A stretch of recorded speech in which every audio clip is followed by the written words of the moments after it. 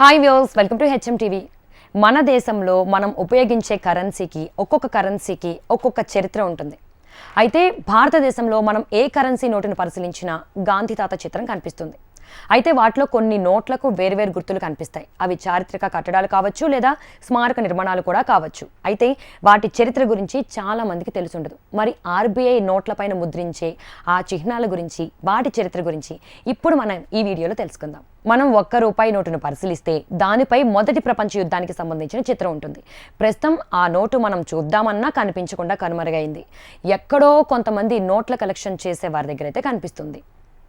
ఇక ₹10 నోటును పరిశీలిస్తే దానిపై కోనార్క్ సూర్య దేవాలయాన్ని ముద్రించింది ఆర్బీఐ.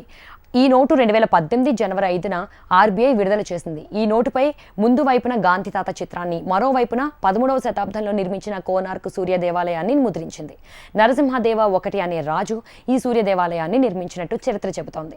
ఒడిశాలోని నిర్మించిన ఈ ఆలయం గోల్డెన్ ట్రయాంగిల్ దర్శనమిస్తుంది. అలాగే ఈ ఆలయం రథంలా ఉంటుంది.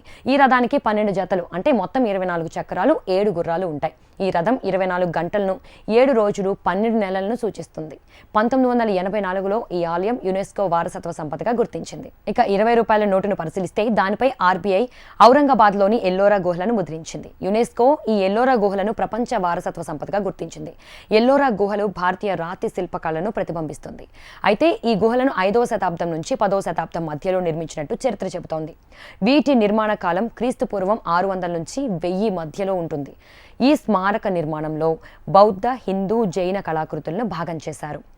ఇక ₹50 కొత్త సిరీస్ నోటును పరిశీలిస్తే దానిపై ఫ్లోరోసెంట్ బ్లూ షేడ్లో ఉంటుంది. ఈ నోటుపై కూడా రథం లాంటి చిత్రం కనిపిస్తుంది. ఈ ఆలయం కర్ణాటకలోని హంపీలోని విఠల ఆలయంలో ఉండే రథానికి సంబంధించిన చిత్రం.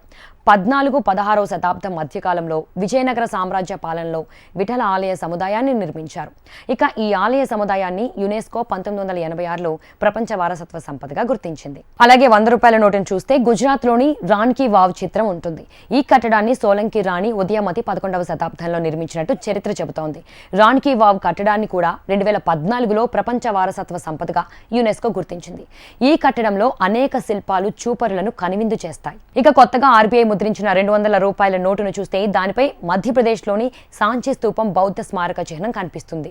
క్రీస్తు పూర్వం 2వ శతాబ్దంలో అశోక చక్రవర్తి ఈ స్తూపాన్ని నిర్మించినట్లు చరిత్ర చెబుతోంది. 1989లో సాంచి స్తూపాన్ని యునెస్కో ప్రపంచ వారసత్వ సంపదగా గుర్తించింది. ప్రతి ఏడాది స్వాతంత్ర దినోత్సవం రోజున ఎర్రకోటపై ప్రధానమంత్రి జెండా ఎగురవేస్తారు.